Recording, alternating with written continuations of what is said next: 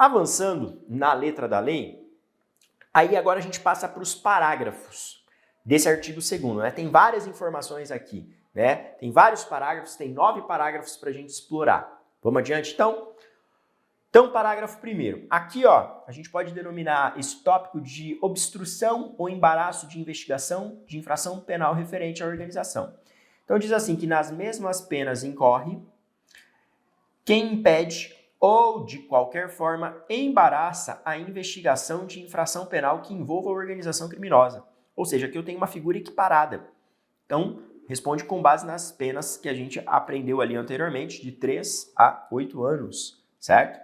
Esse dispositivo, ele introduz um novo tipo penal incriminador no ordenamento pátrio, tá? Uma figura equiparada. Atenção! As duas condutas ali incriminadas, elas são impedir e embaraçar. Impedir, de acordo aqui com a definição dogmática, significa obstar, interromper, tolher, consumando com a efetiva cessação da investigação em virtude de determinada conduta praticada pelo agente. Então aqui é um crime material. E você tem o núcleo embaraçar, que daí vai ser classificado como um crime formal, que consiste ali o comportamento em complicar, perturbar, ou seja, o crime restará consumado em qualquer ação ou omissão que cause algum tipo de embaraço à investigação, os caras atrapalhando a investigação mesmo, tá?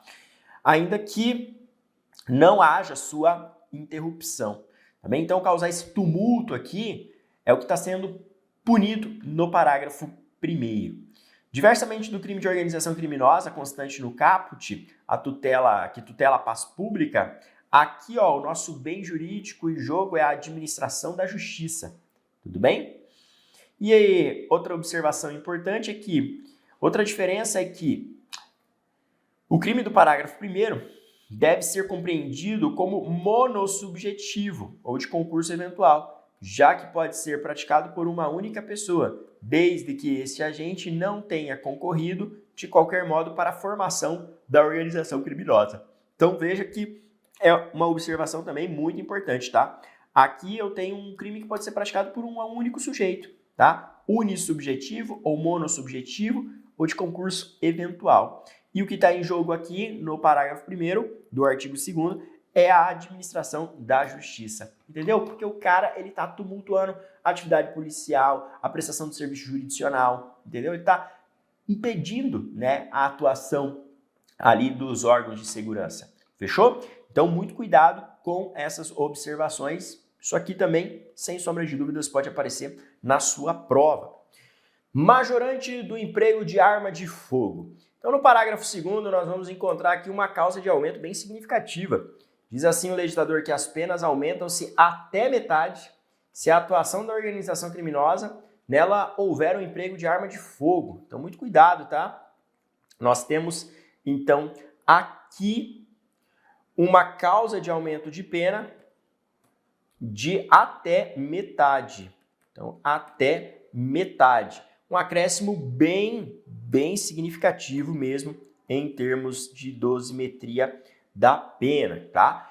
Claro que metade incide daí na terceira fase da dosimetria. Então, o juiz ele tem que percorrer um critério trifásico. No terceiro momento ali, onde ele incide causa de aumento e causa de diminuição, é que ele faz essa valoração aqui. Perceba que o legislador fala até metade, não metade necessariamente, tá? Então, pode ser até uma fração inferior, beleza? Então, aqui, expresso na letra da lei, até metade. Quando houver o quê? Emprego de arma de fogo, não é arma branca, tá? E aqui falou arma de fogo e também aqui eu não tenho uma especificação.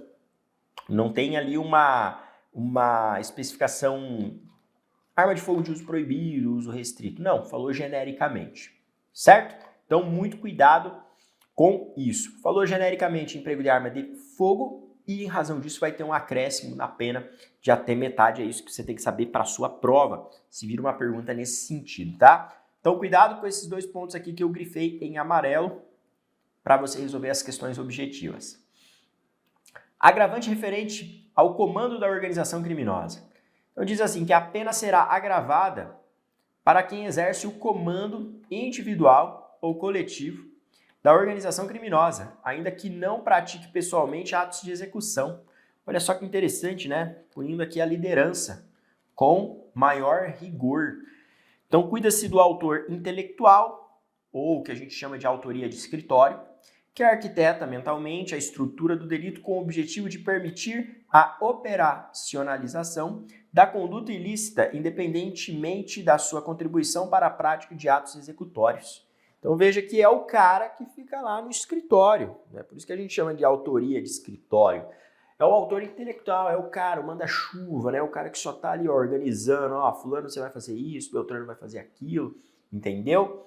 Esse cara tem a pena agravada. Lembrando que tem uma diferença, né, entre causa de aumento e agravante. Em termos de dosimetria da pena, se você lembrar comigo do critério trifásico que eu mencionei agora há pouco, o juiz então percorre 3 etapas sucessivas. Quem fala isso para nós é o artigo 68 do Código Penal. No primeiro momento ele valora as circunstâncias judiciais, que estão lá no artigo 59 do Código Penal, culpabilidade, antecedentes, conduta social, personalidade, motivos, circunstâncias, consequências e comportamento da vítima. Aí depois ele passa para um segundo momento, onde ele verifica se existe agravante ou atenuante, então essas circunstâncias legais, e é isso aqui que incide, num caso que você se deparar que tem esse contexto. Então, agravante incide na segunda fase da dosimetria, e aí num terceiro momento você tem as causas de aumento e as causas de diminuição, que daí é o ponto passado que eu me referi daquele aumento de até metade. Então, a fração, no caso, ela incidiria nessa terceira fase. Agravante, segunda fase da dosimetria, tá? Só para te recapitular. Adiante, você encontra ainda o quê? Mais causas de aumento de pena.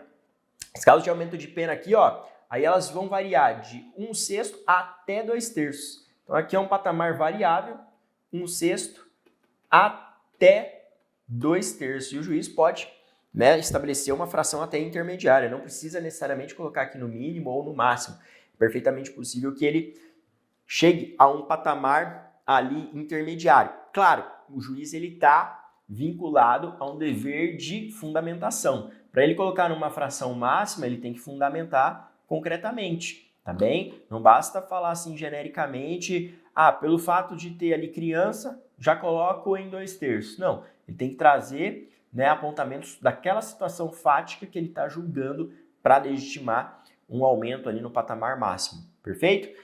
E aqui, ó, já que a gente está falando de criança, né, você tem um aumento se dessa organização criminosa, eles se valem de crianças ou adolescentes. Quem é criança? No ECA, criança é aquele que tenha até 12 anos.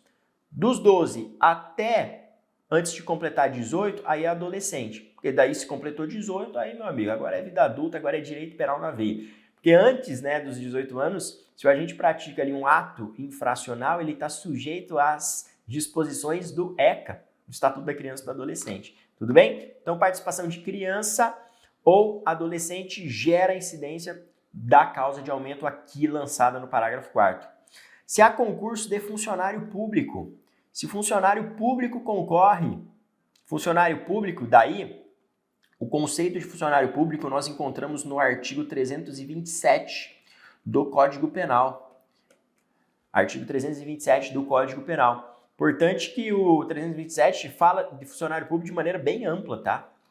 Vale a pena você dar uma conferidinha lá no 327, também é um artigo muito cobrado, principalmente quando nos editais constam dos crimes praticados contra a administração pública, tudo bem?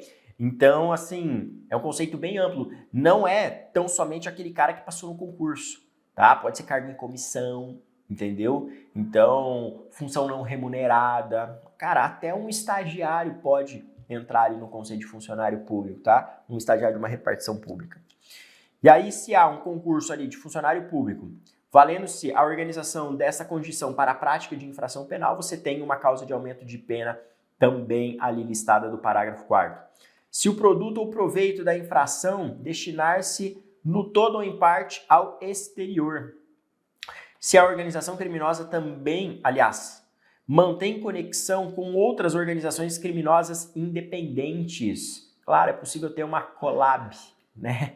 Ter uma colaboração. Collab é um termo aí, né, que o pessoal usa na linguajar da internet. Vou fazer uma collab, fazer uma publi junto. Aqui é isso, tá? Uma organização que conta com uma parceria de outra organização. Elas têm, né, essa logística, principalmente quando a gente tem aí questão de drogas, né? Existe aí essa conexão entre organizações criminosas. Claro que essas conexões também são rompidas, né? Por exemplo, a gente sabe que o primeiro comando da capital, o PCC, é absolutamente inimigo do Comando Vermelho, tá? Porque eles tiveram conflitos aí durante a história, disputa de território, disputa de logística de drogas, né? E hoje eles são inimigos mortais, né? Tanto que é muito comum homicídios, né, de agentes aí que são integrantes de uma ou outra facção, né? Então a facção rival vai lá e mata, tá bem?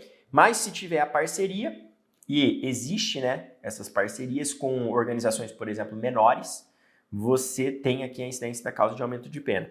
Se as circunstâncias do fato evidenciarem a transnacionalidade da organização. Então, tem núcleo fora do país, por exemplo, no Paraguai, na Bolívia, na Colômbia, na Venezuela, qualquer coisa nesse sentido, nós conseguimos aí também aplicar a causa de aumento de pena. Show de bola?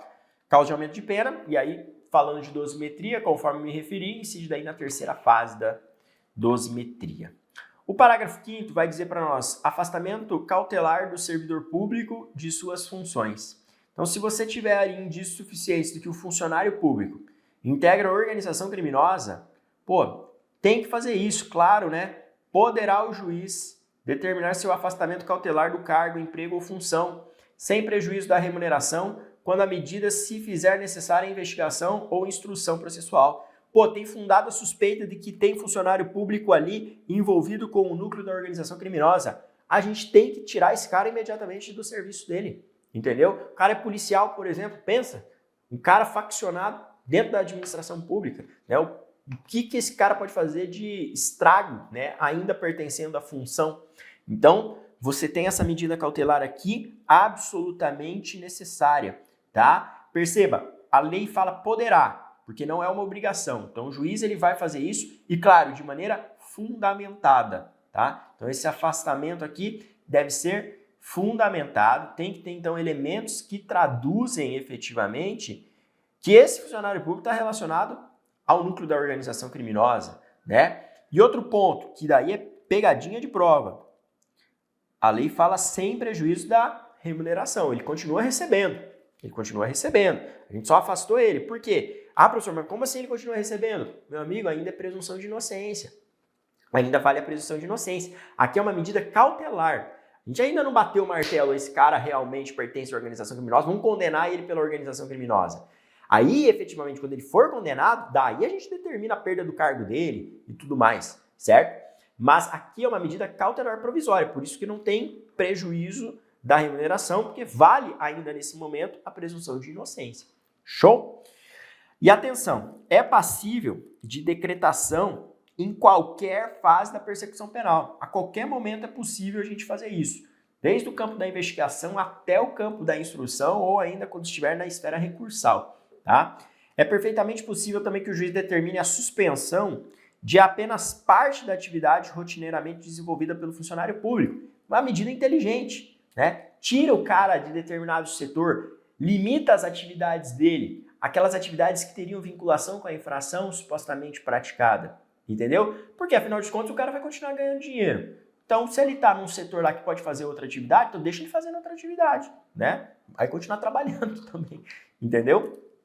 Exemplo, da mesma forma que o juiz pode determinar a suspensão da função pública de um auditor da Receita Federal, que exerce suas funções em determinada unidade alfandegária, o investigado pela prática, que seja investigado pela prática de crime de facilitação de contrabando ou descaminho, em benefício da organização criminosa, ele também pode determinar que este se limite a cumprir expediente interno, entendeu? Então limitou só a função do auditor da Receita Federal. Então ele não vai ficar ganhando aquela grana toda, né? Porque o salário é muito top de auditor da Receita, não vai ficar ganhando aquela grana toda à toa em casa esperando ser julgado, né? Não, vamos limitar suas atividades. Tira da onde você tem proximidade com aquilo que está sendo investigado e coloca em outro setor.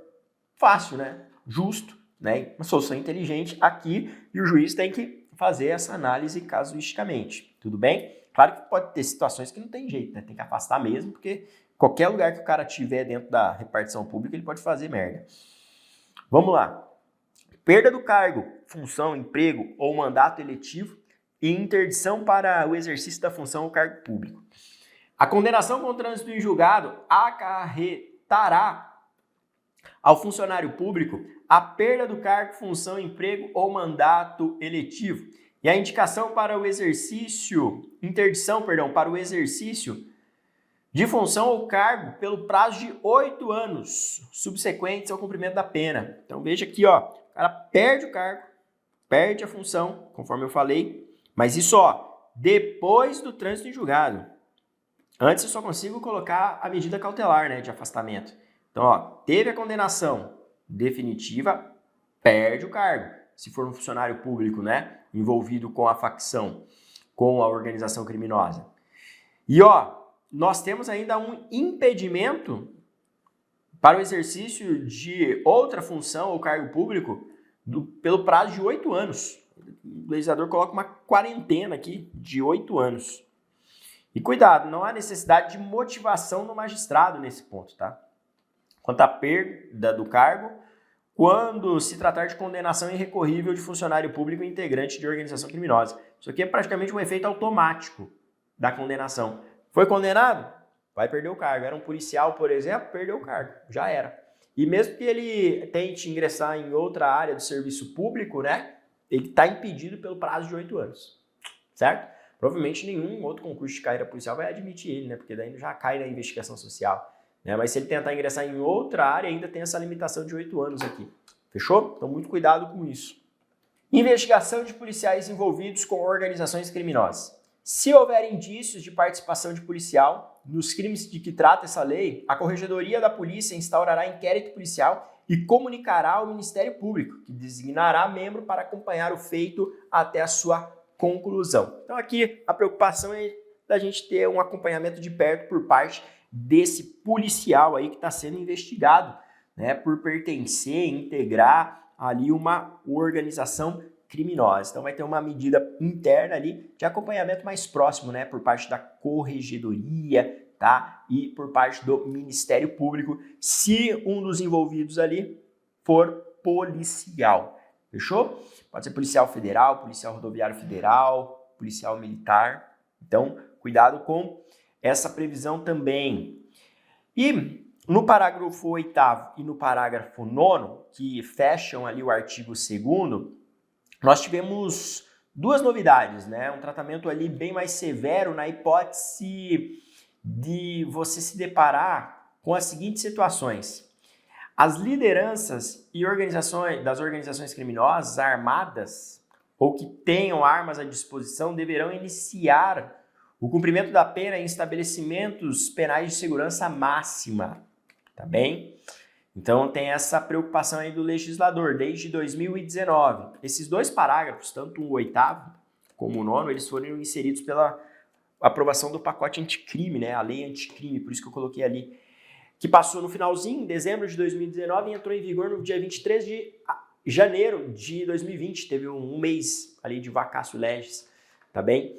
E é uma novidade aqui que, sem sombra de dúvidas, é para dar um tratamento mais severo, né, para esses agentes que compõem lideranças de grandes organizações criminosas. E o condenado expressamente em sentença por integrar organização criminosa ou por crime praticado por meio de organização criminosa não poderá progredir de regime de cumprimento de pena ou obter livramento condicional ou outros benefícios prisionais se houver elementos probatórios que indiquem a manutenção do vínculo associativo. Esse dispositivo aqui ele é polêmico, tá? Atualmente, ainda nós não temos uma decisão declarando a inconstitucionalidade disso, mas sem sombra de dúvidas isso é um prato cheio para se debater a questão de constitucionalidade frente ao princípio da individualização da pena. A gente sabe que ao longo da história, por exemplo, lá na Lei dos Crimes Hediondos, a vedação, a progressão de regime que tinha na redação originária da década de 90 foi declarada inconstitucional pelo Supremo Tribunal Federal, tá?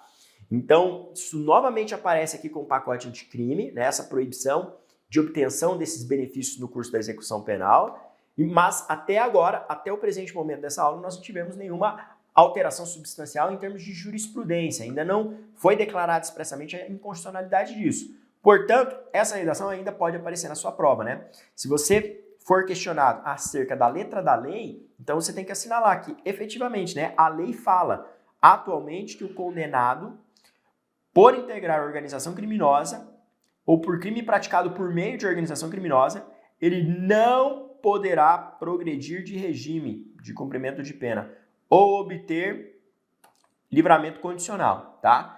Esclareço, é duvidosa a constitucionalidade disso aqui. É duvidosa a constitucionalidade disso aqui, tá bem? Por quê? Porque você está falando, o cara vai ficar integralmente num regime fechado, por exemplo, certo? Vai ficar lá durante todo o período de cumprimento da pena, não vai poder progredir para um regime mais brando, como semiaberto ou aberto, mais para frente, entendeu? Então, muito cuidado com isso, né? E outra coisa, tem um outro ponto aqui, ó. Se houver elementos, é proibido, que indiquem que esse sujeito ainda está com vínculo associativo, tá? Então, é uma previsão, assim, polêmica, né? Porque levanta aquele argumento, já que o Supremo enfrentou, de violação da individualização da pena e tudo mais, né? Que no passado, inclusive, declarou a inconstitucionalidade do regime integralmente fechado que tinha lá na redação originária da Lei dos Crimes Hediondos. Né? Aquilo lá foi declarado inconstitucional e hoje, né? Hoje a gente, mesmo sendo crime hediondo equiparado, você adota o artigo 33 do Código Penal. Você vai ver os critérios lá elencados, né, para saber se você coloca o cara no fechado, no semiaberto ou no aberto. Então é possível, ainda que seja crime hediondo ou equiparado, estabelecer um regime prisional diverso do fechado, tá? Aqui eu estou vedando até a progressão, até o benefício do livramento condicional, que é uma liberdade antecipada. Então, o legislador aqui, sem sombra de dúvidas, quis trazer um tratamento absolutamente mais severo para esse sujeito, certo? Só que isso gera polêmica por parte dessa questão aí da individualização da pena. Tudo bem? Mas, fechando aqui, ó, para você, teu concurso público, leva atualmente o que está aqui na letra da lei. Teu examinador, se colocar isso na prova, ele tem que dar como correto. Atualmente. Se daqui a um tempo o Supremo declarar isso aqui inconstitucional, aí a gente vai ter que atualizar a aula, tá bem? Mas até agora fica tranquilo. Vamos lá. Próximo ponto aqui, já que a gente fechou essa parte em que falamos do crime, né? É a parte que toca a investigação e os meios de obtenção de prova, que é o artigo 3º. Então, o artigo 3º seguinte vai começar uma parte muito legal, que é uma outra disposição que tem um cunho muito processual, né, e de relevância assim absolutamente prática para a investigação, dos meios de obtenção de prova, colaboração premiada, delação premiada, entendeu? Então, olha só, no artigo 3º, o legislador fala que em qualquer fase da persecução penal serão permitidos, sem prejuízo de outros já previstos em lei, os seguintes meios de obtenção de prova: colaboração premiada, captação ambiental de sinais eletromagnéticos, ópticos ou acústicos, ação controlada, acesso de registro de ligações telefônicas ou telemáticas, a dados cadastrais constantes de bancos de dados públicos ou privados e a informações eleitorais ou comerciais, interceptação das comunicações telefônicas e telemáticas, nos termos da legislação específica. E além disso fala sobre afastamento dos sigilos financeiro, bancário, fiscal, nos termos da legislação específica, infiltração por policiais em atividade de investigação, na forma do artigo 11 dessa lei, cooperação entre instituições e órgãos federais, distritais, estaduais e municipais na busca de provas e informações de interesse da investigação ou da instrução criminal. E no parágrafos 1º e 2º fala-se assim, havendo necessidade justificada de manter sigilo sobre a capacidade investigatória, poderá ser dispensada a licitação para a contratação de serviços técnicos especializados, aquisição e locação de equipamentos destinados à Polícia Judiciária. Quando se refere à Polícia Judiciária, estou falando de Polícia Federal e Polícia Civil, tá? Para o rastreamento e obtenção de provas previstas ali nos incisos 2 e 5. E no caso do parágrafo 1º, fica dispensada a publicação de que trata o parágrafo único do artigo 61 da Lei 8.666, né, que é a antiga, né, podemos colocar assim, né, antiga entre aspas, Lei de Licitações, devendo ser comunicado o órgão de controle interno da realização da contratação. O que você tem que saber efetivamente é que, eu tenho vários meios de obtenção de prova. A partir do próximo bloco, a gente vai estudar, então, quais são esses meios de obtenção de prova que constam aqui na Lei 12.850. Então, uma parte muito interessantíssima também desse conteúdo. A gente vai falar principalmente sobre a parte de colaboração premiada. Sabe a diferença entre colaboração e delação premiada? Vou te explicar no próximo bloco. Vamos falar também sobre a questão, de infiltração de agentes e os outros institutos ali que vem logo na sequência a partir do artigo 4º. Então, no próximo bloco a gente volta para continuar o nosso estudo. Siga firme e forte nos estudos e até lá.